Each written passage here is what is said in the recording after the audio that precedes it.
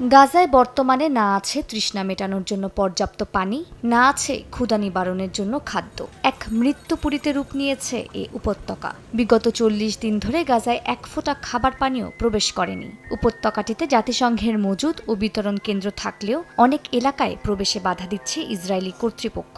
গেল ৬ সপ্তাহে গাজায় ত্রাণ কার্যক্রম স্থবির হয়ে পড়েছে। বাড়তি মানবিক বিপর্যয়ের মধ্যে স্থানীয় সময় শনিবার গাজা সিটি ও দক্ষিণের আল মাওয়াসি সহ উপত্যকার বিভিন্ন স্থানে ভয়াবহ বিমান হামলা চালায় ইসরায়েল। এতে বেশ কয়েকজন নিহত হন।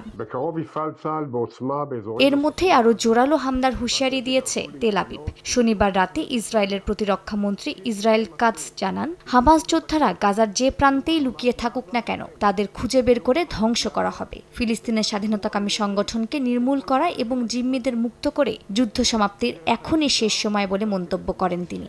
গাজার দক্ষিণাঞ্চলে নিরাপত্তা অঞ্চল পুরোপুরি দখল করে রাফা থেকে খান ইউনিসকে বিচ্ছিন্ন করেছে ইসরায়েলি সেনাবাহিনী। এর মধ্যে ইসরায়েলকে লক্ষ্য করে বেশ কয়েকটি রকেট নিক্ষেপ করে হামাস। এই হামলার কঠিন মাসুল দিতে হবে বলে হুঁশিয়ারি দিয়েছে ইসরায়েলের প্রতিরক্ষা মন্ত্রণালয়। প্রাণ সসের মাখামাখি টেস্ট নুডলসকে করে তোলে আরো ইয়ামি আরো জোস। প্রাণ সস, সসের বস।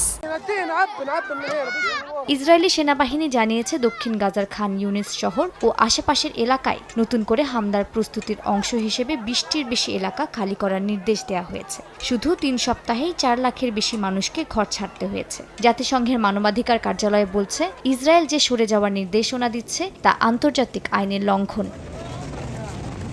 মালিহা সুহরাওয়ার্দী, সময় সংবাদ।